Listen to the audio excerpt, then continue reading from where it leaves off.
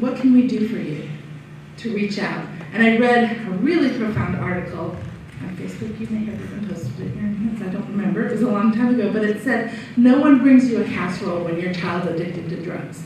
And this man talked about how his wife had cancer and they ate like kings for a year. And then she went into remission, and then their daughter started having issues with drugs. I think it was their daughter. And people couldn't even look them in the eye. Okay?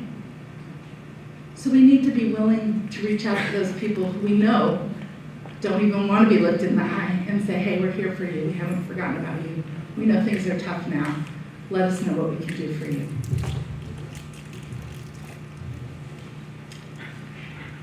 Marriage and divorce, some statistics that I found interesting. The divorce rate is 30, we always hear about like the divorce rate in the country, but I thought this was interesting. The divorce rate, now this isn't in Orthodox circles, is 35% less for couples who attend church together at least twice a month.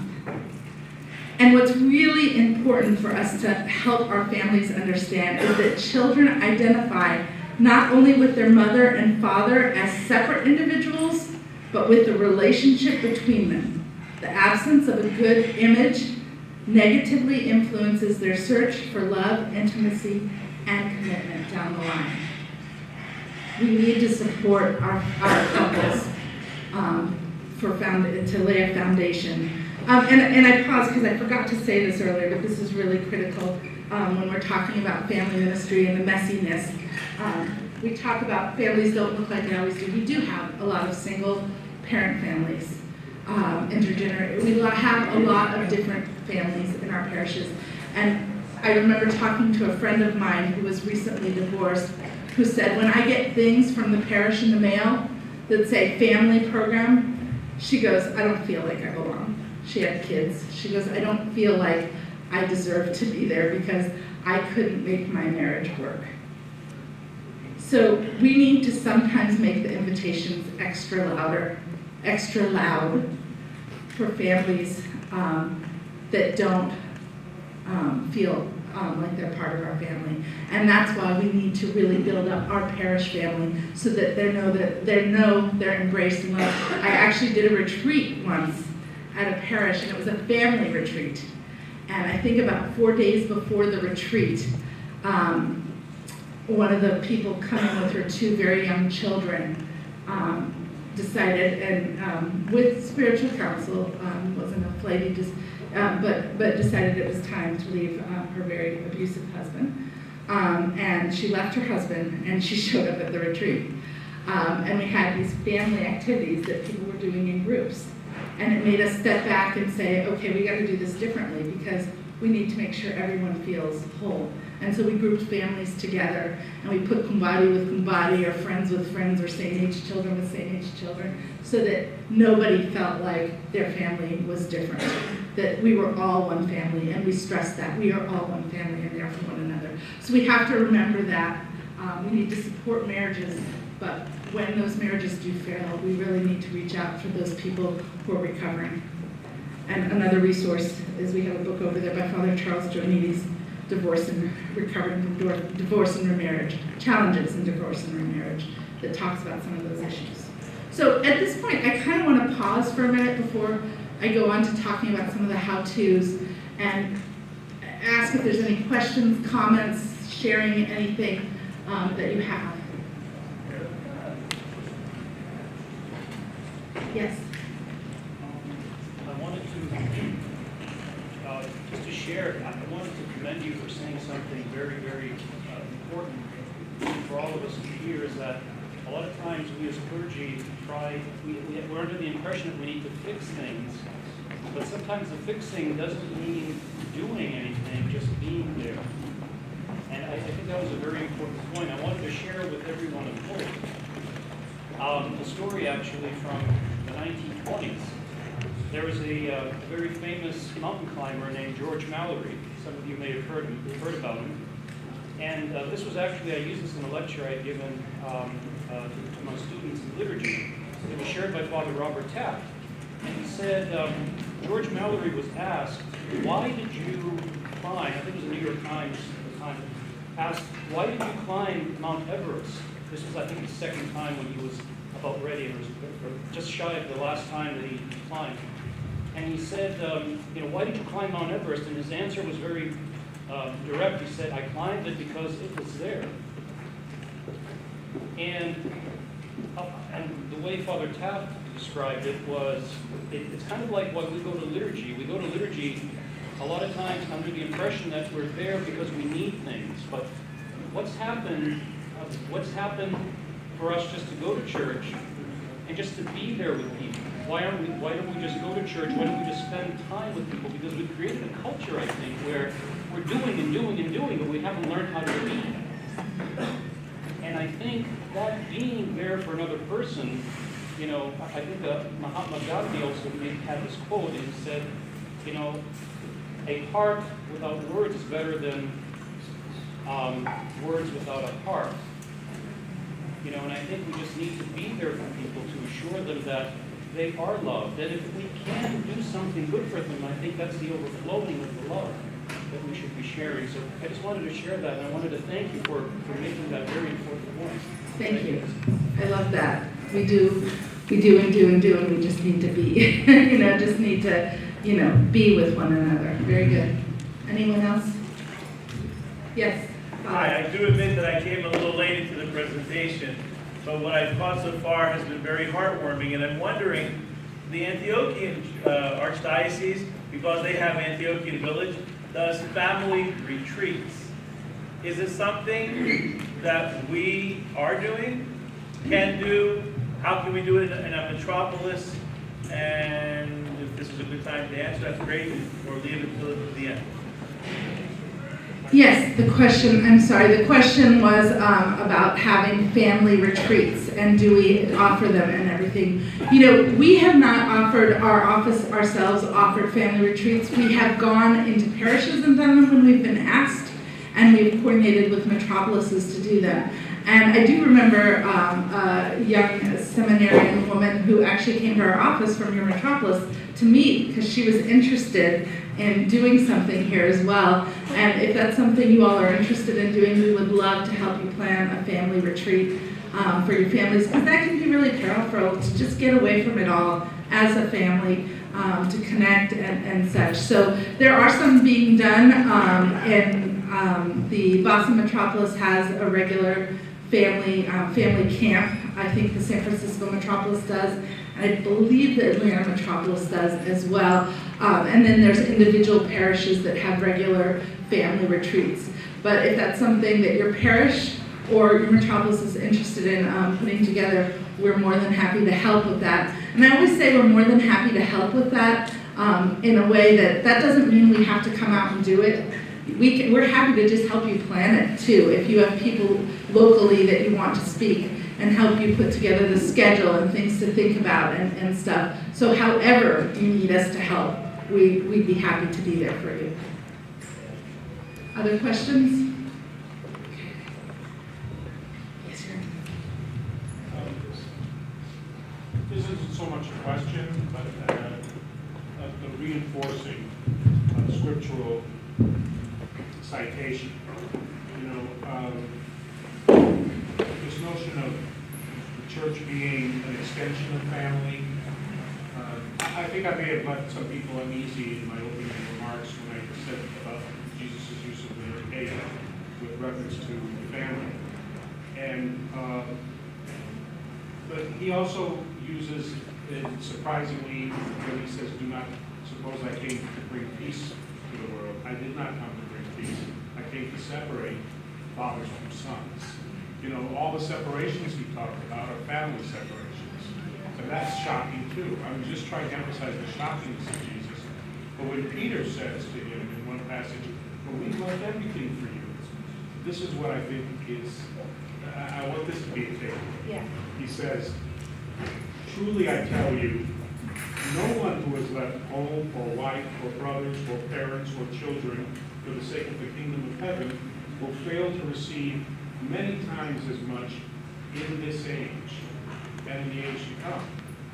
Many times more fathers and mothers, many times more children. If you leave your limited notion of family and enter into the family of the church, you immediately receive an expansion. You know, it's a multiplication rather than a diminution. So I want that to you know, that this is actually grounded on Jesus' own understanding, it seems. So you multiply your family when you come into the church in the fullness of how Jesus wants us to experience family. So thank you very much. Any other comments? Okay.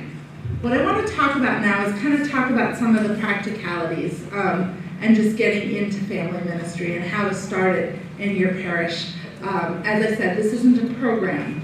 This is more of a mindset. So it starts a little bit differently. And of course, with all things, I'd be remiss if I didn't say, how do you start family? You know, Jesus, before he did anything, he went off and prayed. So before we begin anything, we need to turn it over to prayer. And I say that, I know you all know that. I say that because I struggle with that in ministry, to remember to take time to turn things over to prayer and turn it over to God. And so I say that in case anyone else struggles like me with that, but to turn anything over that we start doing new to prayer, I get excited and charge into things and forget to turn it over to God. But the other thing that's important, because this is so different, when you start to talk about family in your parish, there's going to be a population that shuts off because they don't understand the broad definition of family that we're talking about here. They don't understand how family is multiplied. So you have to, before you start doing anything, you have to re-educate everyone to that word. Spend a year talking about it. Spend a year building up your parish family, doing activities, bringing them together, talking through sermons, newsletters, articles. We can help you with articles if you need them. You know, special events. It's important to really build up the parish family and help them all understand these concepts of what family is, and that yes, we are talking about you, the 50-year-old that's never been married. You are very much an important part of our family, and if you're not coming, we miss you. You know, yeah, it's important. A little point. My brother and his wife, and she's a convert to the faith. They were going to a parish that was very, very large, and then they moved, and they started going to this parish that was really small. And I asked them, oh, how's the parish? He's like, it's really great. He goes, the problem is it's so small that the priest knows when they're not there on Sunday, and he actually calls it to see if we're okay. And he goes, and he saw this as a bad thing at the time, and I'm like, that's beautiful. You know, I mean, even not, he goes, it's not every Sunday, but if he doesn't see us in a while, he calls to make sure we're okay. And I think some of our people, why is he calling, you know? But that idea of that, I'm just calling because I care about you and I'm worried about you. Are you okay? You know, we've missed you. You're part of us. So we have to do a lot of education, set the stage before we start doing any kind of ministry. We also need to take time to assess. And it's a very formal word. But we need to take some time to make sure that we're not trying to push down on our parish what we think it should be, but taking time to hear from the actual family members what they need, what they want. What is your parish strengths, limit, resource, and needs? What their wants are, what resources are available to help. By resources available to help, and I'm sorry that I know him, but Father Jerry Hall in Akron, Ohio, he has a wonderful psychologist at his parish, Dr. Georgette Constantino, who's actually done some presenting for us. And they have a beautiful partnership between ministry and her helping him navigate, mental health issues and such. So I think an example like that of, are there talents that your parishioners have that they can give to your ministry, to your parish family, and contribute to the family as a whole to help them in their walk to salvation?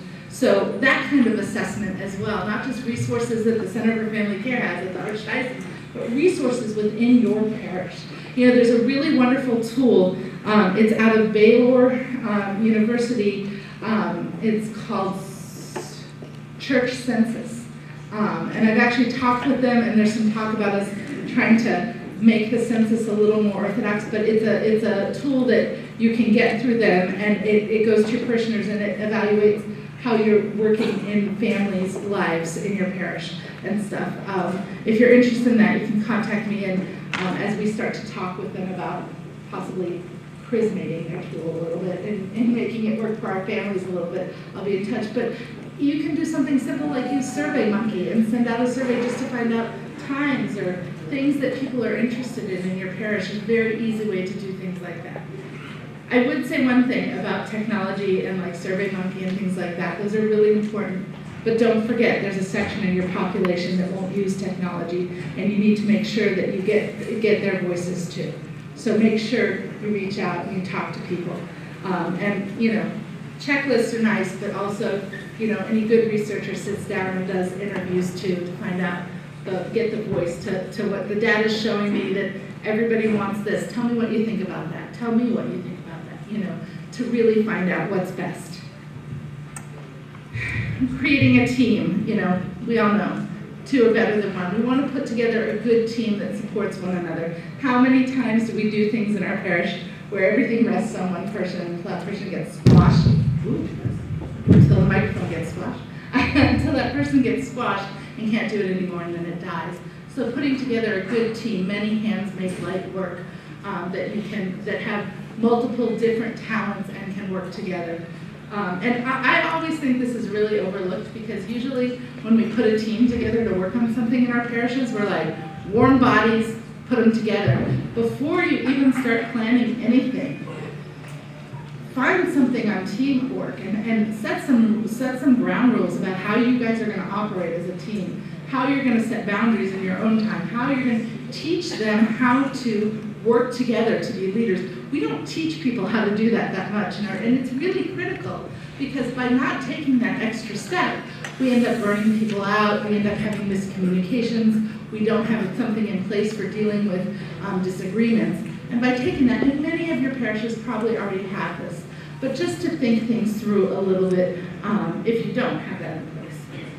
And again, look as you're developing, keep looking at those vision statements that we set, making them active members in the church, all ages, all stages, driving the church home, people-centered, not program-centered, building relationship, connecting church to community, thinking about, okay, what are things that we need to do around those areas in our parish to build those up?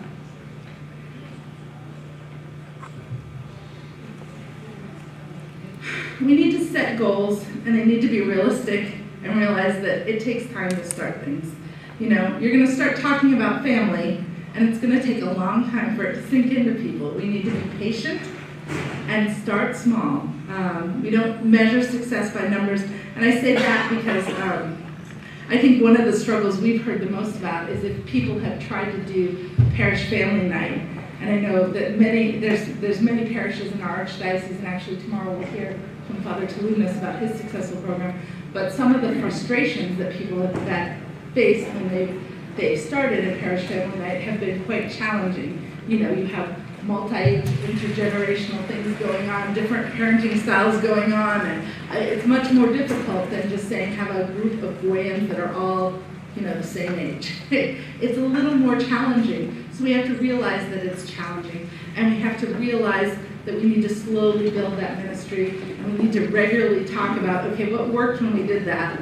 If we do something, what worked well, what didn't work? Yeah, it totally didn't work when we did this, or something. To really talk that out, because there's going to be bumps when you start doing things. There's going to be bumps along the way, and you need to come back and iron them out. And figure out how to do it better the next time in your parish. So I like some parishes that, again, the parenting thing. You have parents that discipline their children very different. Imagine that, and you're having a parish family night, and one's trying to discipline their children one way, the other people's children are on the table, dancing, and this is making the parents that are very strict very stressed out, and they're thinking they're not going to ever come back again. Well, setting general rules for all the children. These are our rules for while we're all here together in community, can help that. So examples like that of some of those bumps that you're going to hit. But really taking time to allow time to communicate about those things is important. The other thing that's really critical is anticipating issues, which I gave that example of the mom who came who had just, her and her husband had just split. And, you know, couldn't get through. I remember I used to do family camps at Antiochian Village. The Antiochian Archdiocese brought me for a couple years, and I remember they would have a team meeting, and we'd all sit down before all the families arrived, and he would go through the families that were coming and say, you know what, right now this family is having a lot of difficulty, you know, we need to be really sensitive about this, this, and that. And so it's critical to keep those things in your mind. As a teacher, when I used to teach, when I go into the classroom, I think through my lesson plan and think about, okay, you know, so-and-so is going to be hanging from, you know, the rafters. How am I going to prevent that from happening? Just thinking through things and who might need a little more support and how you can provide that.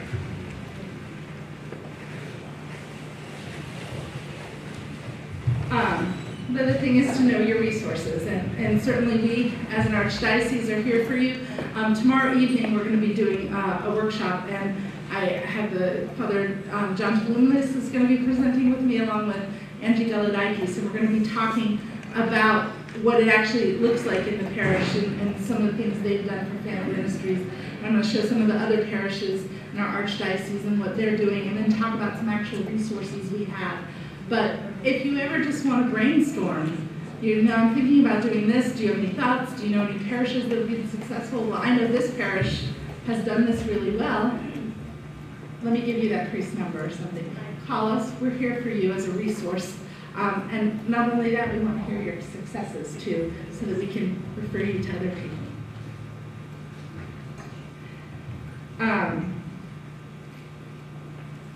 And this is the final aspect of kind of planning for family ministry. Is in any ministry, it's important that if you have a committee and you meet regularly, that we constantly are doing ongoing evaluation. Just when we get something good and it's working good, we're sticking with it. That's how we do it in Greek circles.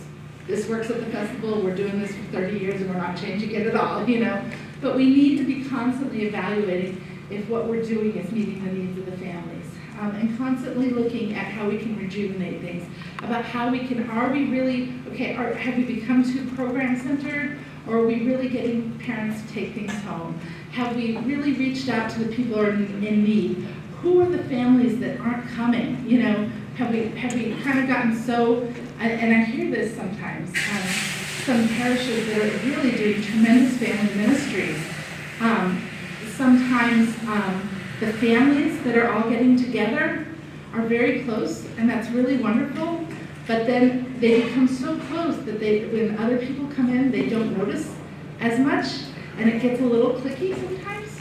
And that's a really important thing, because I've actually heard this about 2 parishes that are fabulous parishes and are doing great ministry, but I think they didn't realize that, you know, because everyone knows each other, that there's some new people that are feeling a little intimidated by everybody's closeness and not sure how to act in the parish family and not sure how to get into that circle, whether or not they're being cliquey or not. That's how it's being interpreted. So we have to really constantly evaluate where we are and what we're coming from. And I want to close with a story that actually happened one of the first couple weeks I was working at the Archdiocese back in 2001. We got a phone call from a young woman, a mother, and I hope someday when I present she'll raise her hand and say, that was me.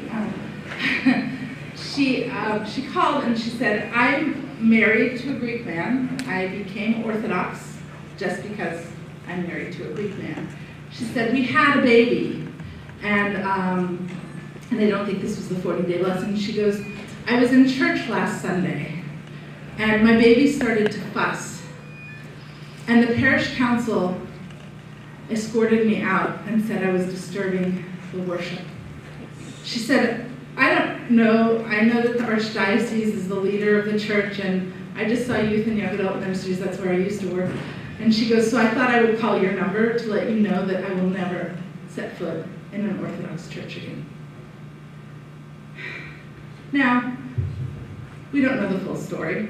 For all we know, her kid could have been, it may have been time for her to step out with her child. But what we do know is that she didn't feel welcomed, and she didn't feel like she belonged. And she was probably already stressed out when she got to church, not knowing when she should take her kid out and if she could or what she should do and stuff.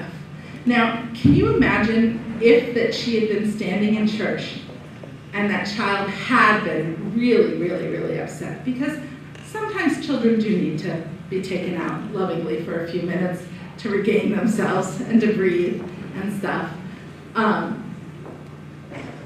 But can you imagine how different her experience would have been if somebody, a yaya, another mother, had come up and put their hand on her and said, just take a deep breath, honey. I know how you feel. My kids all did that too. It's a horrible feeling. What I used to do is I used to go outside and walk for a few minutes. How about I go with you? And then when liturgy was over and when they came back into liturgy, and after liturgy was over and the mother went up and received Andidaron, they went into the coffee hour together, and she introduced her to other mothers with young children. And she got to know those mothers, and they started doing things together. And her husband and her learned that there was a couples group, and they started coming to the couples group, and they started doing things at the church, and they started making the church their family. How different would that family look when their children hit teenage years? And how missed of an opportunity was that to reach out in love to that mother? So I leave you with that thought, to think about what opportunities are we missing to love on our parish family members? Who are we not seeing because they're in too much shame to come to church? And how can we reach out to them in love too? And forgive me because I think I've said this 3 times, but I want to close with a prayer that His Eminence Archbishop Demetrius wrote. He has a prayer book out. I think it's called Speaking to God. It's a really tremendous prayer book that he wrote when he was a deacon. And this is called A Prayer for Our Neighborhood Families. My God, I can't be quiet. My mind wanders around and enters the many different houses of our neighborhood that do not live in peace. The evening is very calm, but hearts are agitated and sunken in anxiety. The day has drawn to its close, Father, but the problems that besiege many families remain open. The eyes become burdened with obscure shadows, and the hearts are heavy. I pray to you, God, for the families of my neighborhood. Visit them. Throw their troubles out of them and bring hope. Make the daily cares that devour the heart disappear. Present solutions to life's problems. Settle the disturbed relationships among members of the different families whom I know or do not know. O Lord, remind the people of our area that you exist, that you are a strong and loving protector. How much they will be relieved when they've heard still another time Jesus' word, look at the birds of the sky, how they neither sow nor reap nor gather crops into the storehouses, and our Father in heaven feeds them. Are you not rather different from them? Keep away, Lord, anything that causes the disappearance of peace from souls and the escape of sleep from our eyes. Stay a little while more tonight in our neighborhood. Spread peace along with the night. Let the harshness of the day and its struggles not spread over the night too, God. Thank you very much. It's wonderful being here. And I'd be happy to answer any further questions.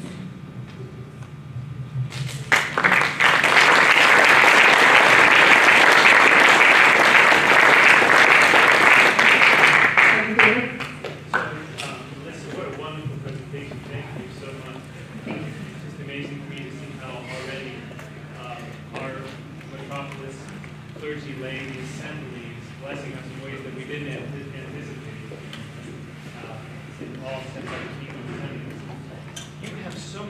resources, and you just kind of pointed us to, well, we have this breakout session tomorrow night. Can you just speak about Sure. that for now, for those who aren't going to be able to make that breakout? Absolutely. Let me talk about those. One of the things that we just started is that I'm really excited about is we started a monthly family webinar, and there's actually a postcard over there at our table that tells some of the different themes coming up.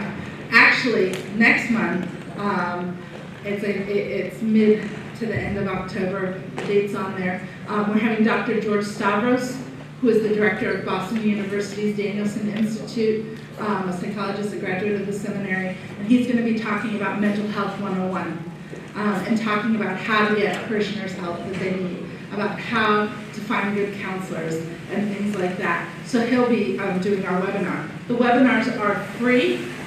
You just have to sign up and you'll get a notice to log on, and you can come to the webinar live and actually ask questions, type in questions of the presenter, or you can watch the archived version of the webinar as well.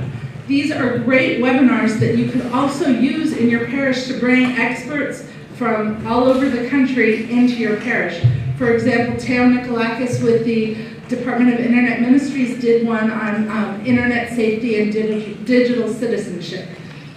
Bring your parents together, show that, have a discussion afterwards.